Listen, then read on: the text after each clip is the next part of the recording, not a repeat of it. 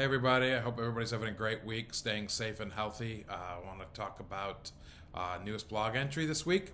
We're going to talk again about Austin's homeless situation. I My last entry about this was about two, I think, months ago. Since then, not a lot of good has happened. We still have a lot of folks, unfortunately, living on the streets, setting up tent cities, and the city's options for dealing with this just aren't working. And so we need to find a better solution. If you recall, most Austinites, most Central Texans will know that this really exacerbated in about 2019 when the city of Austin repealed its ban on camping in public. Last week, the reason I'm writing about this is the governor came out and said that if the city of Austin doesn't reinstate its repeal on camping, he will do so. It's not quite sure exactly what he means by that. I assume in Texas we are, in case you're not familiar, the legislature meets once every 2 years. They're currently in session. This year is a session.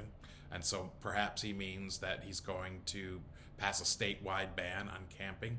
Now, in public, of course. Now, there could be some issues with that. In 2019, the Supreme Court, a lower court, ruled that a similar ban in Boise, Idaho was unconstitutional, and the Supreme Court declined to hear that case. So it's possible that a camping ban is unconstitutional, and the city, in their state, I should say, could be setting itself up for lawsuits if they reinstate the camping ban throughout the state.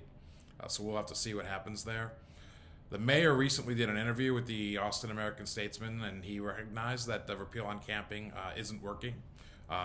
He said that what we're doing previously didn't work either, but the current repeal isn't working. And he's right. We have a lot of people living on the streets. We have tent cities that aren't good for homeless folks. They aren't good for property owners in the area, for anybody. So the city yesterday approved the purchase of 2 new hotels. They've done this previously. Last May was their 4th purchase of a hotel. That one houses approximately 75 homeless folks. The 2 new ones that they approved yesterday are supposed to house about 150.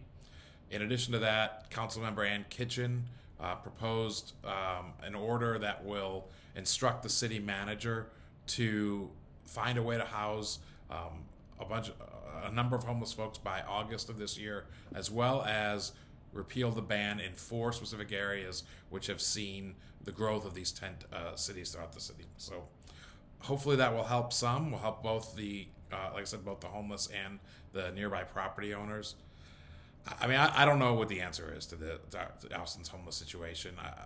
It's people who are smarter, more educated on this specific issue than me, probably do, though. Other cities have had more success than our city has had in dealing and helping homeless folks to get off the streets permanently. And so I think we really need to demand that of our leaders, our local leaders, is to get a better solution, because what we're doing now is unsustainable. It doesn't, like I said, it doesn't help the homeless population, and it certainly doesn't help the surrounding landowners who are trying to improve the city. So we need to demand more from our local leaders to help resolve this homeless problem that the city has. Thanks a lot, and I hope you guys have a great week. Talk to you next week.